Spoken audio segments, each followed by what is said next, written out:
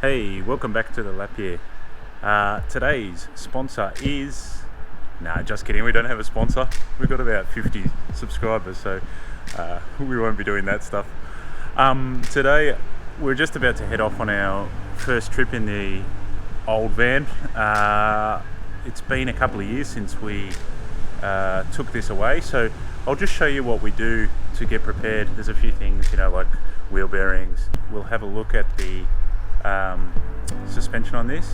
I usually grease the shackles and stuff quite regularly, so we'll just do that. I did pull out one of the pins in the leaf just to make sure that was alright, and that looked good, so I'll just give them a bit of a grease, and then maybe we'll adjust the brakes. I've done the wheel bearings. Unfortunately I didn't film that, but I do have a video on my other channel. I'll try and stick it up on the top corner, and yeah, we'll do some adjustments of the handbrakes and all that kind of stuff, and get this thing ready. Alright, so we're going to squeeze some grease into these pins, and you just squeeze until you see it coming out the side.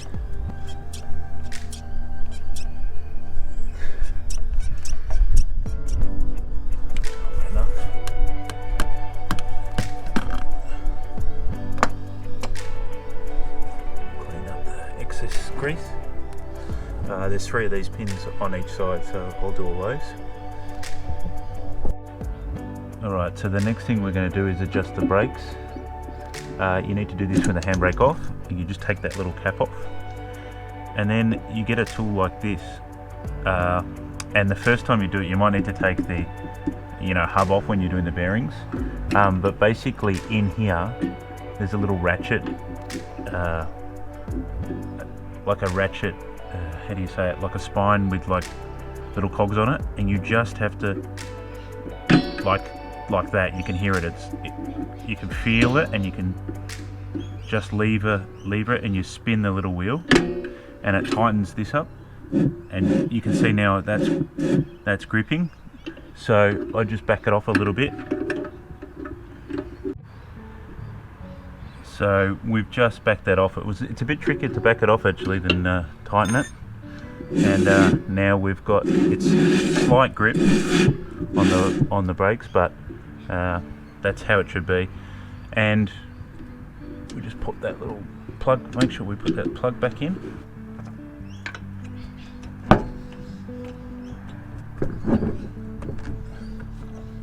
So always get these started a few turns before you hit them with the impact.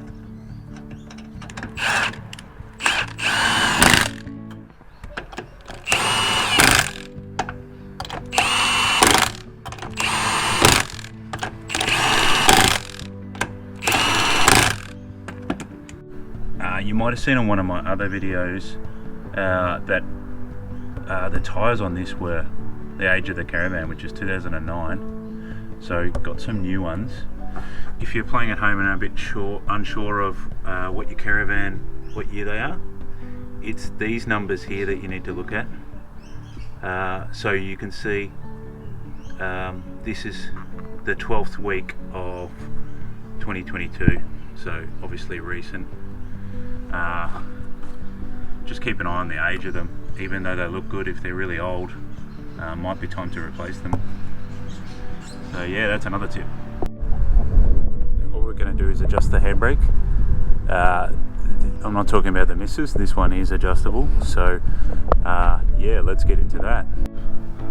So here on the bottom of the handbrake you can see the adjuster, and basically what you want to do is back off this nut like that, and then you can just spin this in or out. Usually you have to tighten it a bit, and then you just do up the nut and then check your handbrake, and you're looking for 3 or 4 clicks on the handbrake to lock the wheels about in the middle of it, and then just make sure that obviously there's some slack when it's off, and that's it.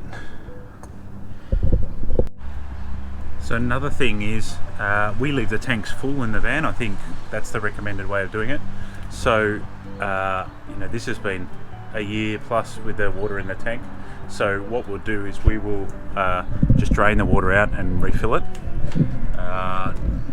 draining it out is pretty straightforward. I think most of the tanks are the same. They have a little handle on the bottom of the tank, and you just undo that and then you can drain it out. So when we're storing our van, we store it with the fridge door ajar like this and it off. So one thing probably blatantly obvious but that we always forget is we just close the door, turn the fridge onto power and just get it cool. Usually do this a couple of days before the trip and just make sure it's working and everything. You can see balmy 13.2, that's kind of the temperature here in Melbourne at the moment. So yeah, we'll leave this to get cool and then we can obviously fill it before we hit the road. Running them on 12 volt or trying to cool them on 12 volt is not a smart idea. It's much better to get them cool first, put the food in there and then take off and just maintain the temperature at 12 volt. So that's what we'll be doing. So one of the other things that's often overlooked is actually your electronic brake override. So this is activated when or if your caravan was to come unhitched from your car while moving, and basically as soon as it comes unhitched it pulls the pin at the front and the brakes will come on. So these are actually trickle charged. I think when the brake lights are applied, so they take a small bit of current and keep the battery charged that's in there. When your caravan sits for long periods of time, they actually go flat, and what you do is you can push this. You've usually got a test button. I'm not saying they're all the same, but this one's got a test button, and usually you would hear the brakes get activated and the little light would come on. What I've learned, and it's probably a real rookie mistake, is that you actually have to have this connected up to your battery in these two lugs here. If you keep them on 12 volts, then obviously the battery will stay kind of on float and you'll be fine. But in this case it's not. I've tried hooking up the charger to those and I've had a look at the voltage and it's like basically zero. So what I'm going to do is I'm going to take this out and yeah, we'll replace the battery in it. So hopefully it's not a big job, but I'll let you have a look at what I do. Right, so there's just screws here to undo. I'm not sure how many. I think there's 6 by the looks of it.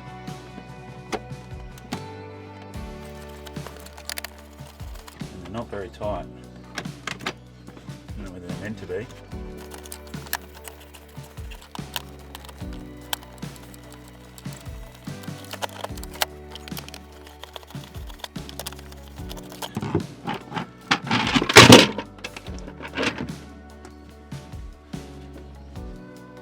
So looks like the battery just comes out with the front. So we'll take this battery and take it down to, I think, J-Car, and we'll see if they have anything for us. So that's what the battery looks like. Got a 7 amp battery. So I went to J-Car and got another one. They're reasonably cheap. I think it was $30 or something for a new battery. And hopefully it's the right one and does the job.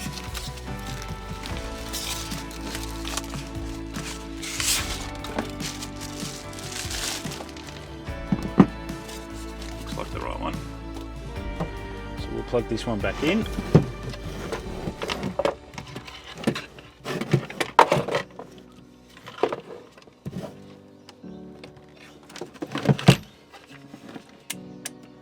So that's what it should do. So you see that, how it's come out with normal, the green light's normal. With this one, when I plugged it in and it was low, it went on the low one straight away, even after a whole night of charging.